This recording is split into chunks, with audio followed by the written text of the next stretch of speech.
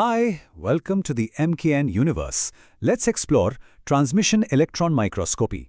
आज के इस एक्सप्लेनर में हम विज्ञान के सबसे बेहतरीन चमत्कारों में से एक पर बात करने वाले हैं। एक ऐसा अद्भुत आविष्कार जिसने हमारे देखने और समझने के नजरिए को कहना चाहिए बिल्कुल ही बदल कर रख दिया। तो चलिए सीधे आज के एजेंडा पर आते हैं। इस ऐतिहासिक यात्रा में हम बात करेंगे प्रकाश की सीमाओं को तोड़ने की, एक सुपर माइक्रोस्कोप बनाने की प्रक्रिया की, जानेंगे इस इलेक्ट्रॉन मशीन के अंदर आखिर क्या होता है, परमाणुओं के कैनवास को समझेंगे, माइक्रोस्कोपी के भविष्य पर नजर डालेंगे और आखिर में कुछ रेकमेंडेड रीडिंग्स भी देखेंगे। कुल मिलाकर ये एक ऐसी मशीन की कहानी है जिसने विज्ञान की दुनिया ही पलट दी। तो शुरुआत करते हैं पहले भाग से, प्रकाश की सीमा को तोड़ना। देखिए, सदियों तक हमारी मानवीय जिज्ञासा प्रकृति के कुछ कड़े नियमों से बंधी हुई थी। इन नियमों ने वैज्ञानिकों को हमारी दुनिया के सबसे छोटे निर्माण खंडों को देखने से पूरी तरह से अंधा रखा हुआ था। अब ये नंबर 200 ये कोई मामूली नंबर नहीं है। ये 200 नैनोमीटर की एब्बे लिमिट है। आसान शब्दों में कहें तो ये विजिबल लाइट यानी दृश्यमान प्रकाश की वो भौतिक सीमा थी जिससे छोटा कुछ भी देखना उस समय बिल्कुल असंभव माना जाता था। उस अनदेखी दुनिया में झांकने का बस एक ही तरीका था, इस लाइट लिमिट को पूरी तरह से चकनाचूर करना। यहीं से शुरुआत होती है हमारे दूसरे भाग की, एक सुपर माइक्रोस्कोप का निर्माण। चलिए देखते हैं कि ये थियरी आखिर फिजिकल हार्डवेयर में कैसे तब्दील हुई, जहां इलेक्ट्रॉन हमारी इस पूरी तकनीकी यात्रा का असली हीरो बनकर उभरता है। ये टाइमलाइन वाकई में बहुत दिलचस्प है। इसकी शुरुआत होती है 1924 में, जब लुइस डी ब्रॉगली ने एक बेहद साहसिक, लगभग सॉफ्टवेयर जैसा सिद्धांत दिया, वेव पार्टिकल डुअलिटी। उनका मानना था कि एक चलते हुए इलेक्ट्रॉन में भी वेवलेंथ होती है। फिर 1926 आया, जब हैंस बुश ने यह साबित कर दिया कि मैग्नेटिक फील्ड्स असल में इलेक्ट्रॉन्स को फोकस कर सकते हैं। और फिर 1930 के दशक में अर्नेस्ट रुस्का और मैक्स नोल ने इस आइडिया को हार्डवेयर में बदल डाला। नतीजा, 1933 तक दुनिया को ऐसा पहला माइक्रोस्कोप मिल गया जिसने आखिरकार प्रकाश की सीमाओं को पार कर लिया था। सबसे दिलचस्प बात तो यह है कि नोल और रुस्का शुरुआत में कोई दुनिया बदलने वाला माइक्रोस्कोप नहीं बना रहे थे। वो तो बस हाई स्पीड ऑसिलोग्राफ्स की स्टडी कर रहे थे। लेकिन रुस्का ने यह महसूस किया कि एक स्टैक्ड कंपाउंड मैग्निफिकेशन सिस्टम असल में एक इमेज को कैरी कर सकता है। ये एक ऐसा ऐतिहासिक पल था जिसने विज्ञान को हमेशा के लिए बदल दिया। और इसी सफलता के लिए 1986 में रुस्का को फिजिक्स के नोबेल प्राइज से सम्मानित किया गया। अब आते हैं तीसरे भाग पर। इलेक्ट्रॉन मशीन के अंदर आखिर होता क्या है? इसका मैकेनिज्म काफी हद तक हमारे पुराने स्लाइड प्रोजेक्टर की तरह ही काम करता है। बस फर्क सिर्फ इतना है कि यहाँ कांच की जगह पावरफुल मैग्नेट्स का इस्तेमाल होता है और रोशनी की जगह लगभग लाइट की स्पीड से दौड़ने वाले इलेक्ट्रॉन्स का। ये 5 स्टेप्स इस पूरी प्रक्रिया को बहुत ही आसानी से समझाते हैं। सबसे पहले एक इलेक्ट्रॉन गन टंगस्टन फिलामेंट को गर्म करती है और इलेक्ट्रॉन्स को बिल्कुल उबालकर बाहर निकालती है। फिर इन इलेक्ट्रॉन्स को इतनी तेजी से एक्सेलरेट किया जाता है कि वो लाइट की स्पीड के करीब पहुंच जाते हैं। तीसरे स्टेप में इलेक्ट्रोमैग्नेटिक लेंसेज इस बीम को एकदम सटीक फोकस करते हैं। लेकिन सबसे क्रिटिकल है चौथा स्टेप, सैंपल का 100 नैनोमीटर से भी पतला होना, इतना पतला कि इलेक्ट्रॉन उसके आर पार निकल सकें। और फाइनल स्टेप में एक शैडो इमेज नीचे फ्लोरेसेंट स्क्रीन पर प्रोजेक्ट हो जाती है।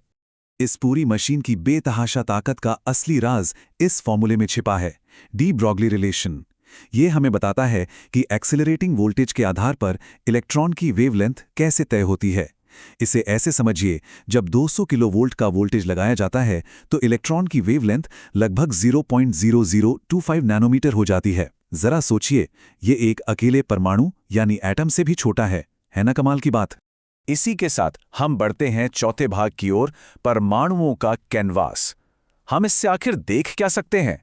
सच तो यह है कि अलग अलग वैज्ञानिक फील्ड्स में इसके अनगिनत उपयोग हैं। किसी भी चीज के इंटरनल स्ट्रक्चर को देखने के लिए TEM को आज भी एकदम गोल्ड स्टैंडर्ड माना जाता है। मेटल्स और एलॉयज को ही ले लीजिए, हम इसमें लाइन डिफेक्ट्स देख सकते हैं। इससे हमें पता चलता है कि कोई धातु कितनी मजबूत है या किसी हवाई जहाज के पंख में दरार क्यों आ सकती है।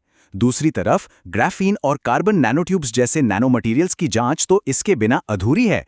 बायोलॉजी में क्रायो EM तकनीक का इस्तेमाल करके विट्रियस आइस में जमे हुए SARS-CoV-2 जैसे जटिल वायरस का पूरा 3D स्ट्रक्चर देखा जा सकता है। और हाँ, मॉडर्न स्मार्टफोन्स के अंदर जो कुछ नैनोमीटर के नन्हे ट्रांजिस्टर्स होते हैं ना, उनका इंस्पेक्शन भी इसी के जरिए होता है। इसकी क्षमताएं सच में हैरान कर देने वाली हैं। पर देखिए, तकनीक कभी रुकती नहीं है। आज हम एबरेशन करेक्टेड TEM के युग में जी रहे हैं। हुआ ये था कि जो पुराने मैग्नेटिक लेंस थे वो किनारों पर थोड़े धुंधले हुआ करते थे, लेकिन आज के मॉडर्न करेक्टर्स जो असल में जटिल मल्टीपोल मैग्नेट्स होते हैं, वो इस माइक्रोस्कोप के लिए एक चश्मे का काम करते हैं। ये इस एटॉमिक कैनवस को इतना ज्यादा शार्प कर देते हैं कि रेजोल्यूशन 0.5 एंगस्ट्रॉम से भी नीचे चला जाता है, बिल्कुल क्रिस्टल क्लियर। तो अब आगे क्या?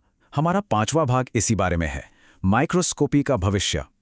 इस एक्सप्लेनर का ये हिस्सा हमें दिखाता है कि कैसे अब सिर्फ स्थिर तस्वीरों से बात बहुत आगे निकल चुकी है। हम एक बिल्कुल नए युग में कदम रख रहे हैं। अब हम सिर्फ तस्वीरें नहीं ले रहे, हम बाकायदा रियल टाइम फिल्में बना रहे हैं। इन C2 TEM के जरिए माइक्रोस्कोप के कॉलम के अंदर ही छोटी छोटी लैब्स बनाई जा रही हैं, जहां हम बैटरियों को रियल टाइम में चार्ज होते हुए देख सकते हैं। अल्ट्रा फास्ट TEM तो और भी आगे है, जहां लेजर पल्स्ड गन्स का इस्तेमाल करके फेम्टोसेकेंड्स यानी 1 सेकेंड के 1000 ट्रिलियनवें हिस्से में होने वाले एटॉमिक मूवमेंट्स को कैप्चर किया जा रहा है। और इन सब जटिल मशीनों को ऑटोमेटिक तरीके से अलाइन करने के लिए अब आर्टिफिशियल इंटेलिजेंस और मशीन लर्निंग का धड़ल्ले से इस्तेमाल हो रहा है।